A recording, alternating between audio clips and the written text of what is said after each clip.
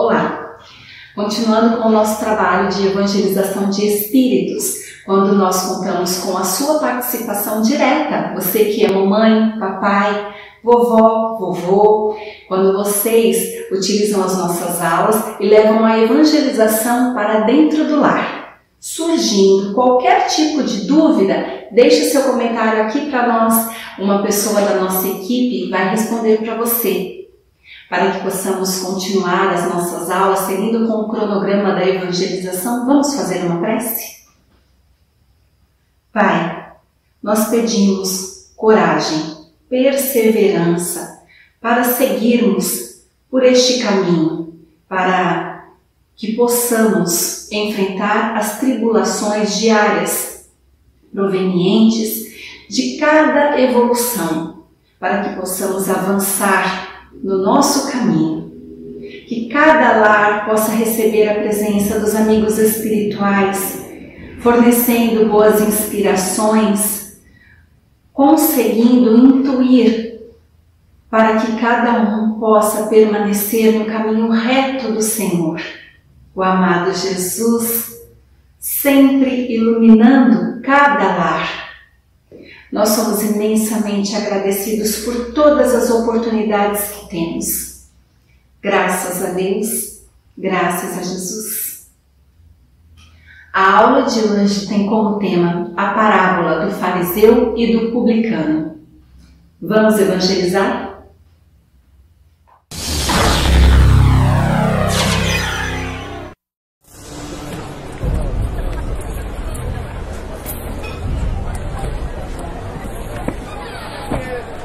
Devia manter distância deles. 2 homens foram ao templo para orar. Um era fariseu e o outro era um cobrador de impostos. O fariseu orou: Deus, eu o agradeço por não ser como os outros homens, ladrões, adúlteros ou este cobrador de impostos.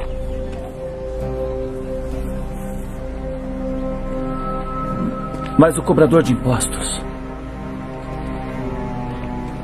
nem olhou para o céu.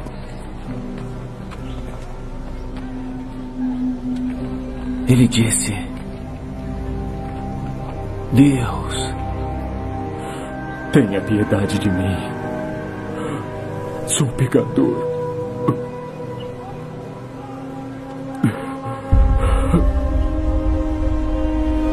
Deus abençoou o cobrador de impostos, não o fariseu. Aquele que se glorifica será humilhado, e aquele que se humilha será glorificado. Mateus,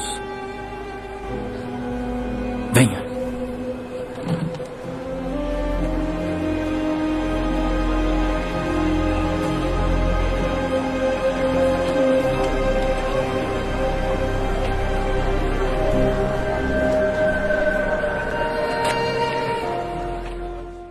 No Evangelho segundo o Espiritismo, na introdução, nós recebemos informações de que os fariseus desempenhavam papel ativo nas controvérsias religiosas. Eram observadores das práticas exteriores do culto e cerimônias. Sob as aparências de devoção, escondiam costumes dissolutos, orgulho e desejo de dominação. Tinham ostentação de virtudes, exerciam grande influência sobre o povo. Eram muito poderosos em Jerusalém. Tinham exagerado zelo pela observância da lei e apego às tradições. Os publicanos lidavam com o dinheiro público, arrecadavam impostos, profissão cheia de riscos, mas que propiciava facilidades de ilicitamente adquirir fortuna. Durante a dominação romana, foi o imposto o que os judeus mais dificilmente aceitaram e o que causou irritação entre eles. Provocou revoltas, foi transformado em questão religiosa. Os judeus tinham horror ao imposto e, por consequência, a todos que se encarregavam de cobrá-lo, por isso a aversão pelos publicanos. Entre eles, podiam encontrar pessoas estimáveis, mas eram desprezadas por sua função. Os judeus julgavam comprometer-se tendo relações com eles. No Evangelho, o nome publicano designa gente de má vida, qualificação ao menosprezo, sinônimo de gente indigna. No livro As Parábolas de José de Souza e Almeida, ele nos informa que o objetivo da parábola é apontar o orgulho como obstáculo à salvação. O fariseu simboliza a soberba, a arrogância, presunção. Sua prece é uma acusação aos outros. Ele se coloca na posição de juiz. Para ele, todos os homens eram pecadores, nenhum prestava, só ele era bom e superior aos outros. Demonstrou menosprezar a Deus, porque apresenta uma lista de coisas que faz, como se Deus não soubesse de tudo. Já o publicano caracteriza a humildade. Conhece seus defeitos, reconhece que está em falta com o Pai. Por isso, fica apagado em um canto, nem ousa levantar os olhos para o céu. É sincero. Arrependeu-se de sua má vida, bate no peito e implora clemência a Deus. A humildade permite que cada um faça de si justa apreciação, reconhecendo culpas e imperfeições. Não se deve julgar-se superior aos outros. O orgulho é mais prejudicial à salvação do que os pecados. Deus ouve todas as preces. Como regra de conduta, nunca se considere superior aos outros. Não enumere seus dons, sucesso ou valores. Não se considere justo ou perfeito. Abra seu coração para Deus com humildade e sinceridade. Conte suas faltas, defeitos e vícios. No livro As Maravilhosas Parábolas de Jesus, Paulo Alves Godoy afirma que a prece que elevamos a Deus tem que emanar de um coração disposto a perdoar. Caso contrário, nossa súplica não sairá do ambiente onde é proferida. Devemos estar animados de sentimentos de pureza e amor ao próximo, senão a prece não atinge seu objetivo. O apóstolo Mateus era um publicano que abandonou a coletoria para seguir Jesus. Jesus afirmou que o publicano saiu justificado porque Deus ouviu sua prece. O fariseu saiu com o coração cheio de pecados. Em vez de suplicar a Deus em favor de um homem pecador, limitou-se a apontar seus erros sem misericórdia ou tolerância. Seremos julgados com o mesmo rigor que empregarmos ao próximo. Nós devemos analisar se não somos portadores dos mesmos defeitos que encontramos em nossos semelhantes. Vemos um pequeno cisco nos olhos do nosso irmão e não vemos a trave que existe em nosso próprio olho. É mais fácil ver o defeito alheio do que nos corrigirmos, mas nós devemos ponderar os comentários, preocupando-se em nos corrigirmos. No livro Parábolas Evangélicas à Luz do Espiritismo, Rodolfo Caligares diz que, aos olhos de Deus, não basta se abster do mal e se mostrar rigoroso no cumprimento de regras sociais.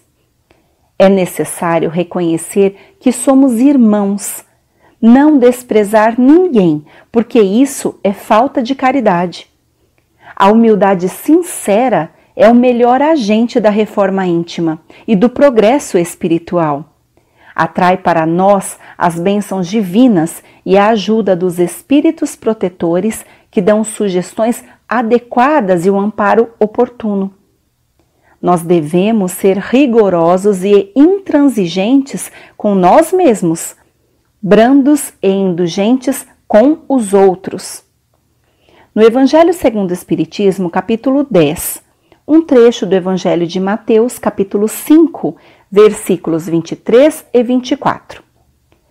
Quando apresentar sua oferta ao altar, se lembrar que seu irmão tem alguma coisa contra ti, deixa a sua oferta ao pé do altar, vá se reconciliar com seu irmão e depois volta para oferecer sua dádiva.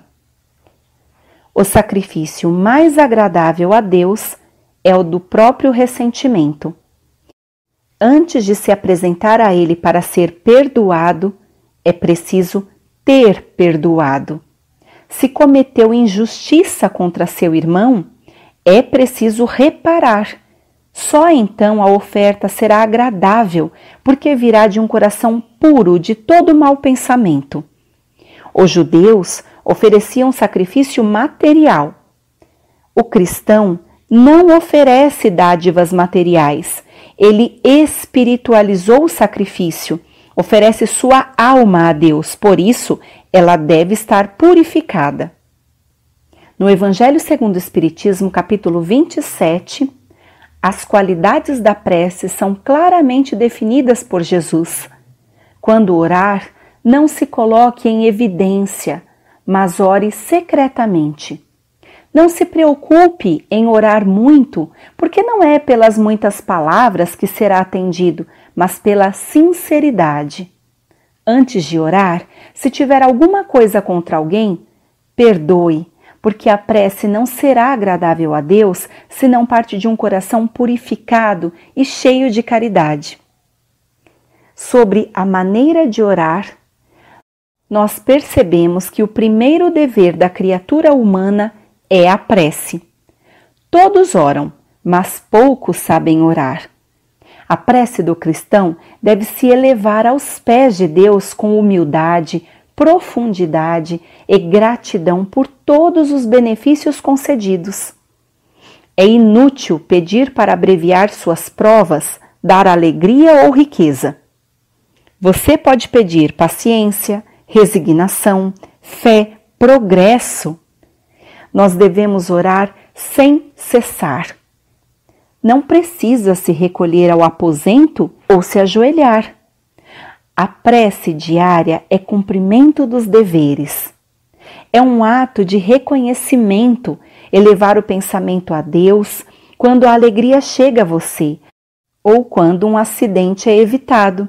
Se diz em pensamento: seja bendito, meu Pai. É um ato de contrição se humilhar diante dele quando sente que falhou e diz: perdoa-me porque pequei.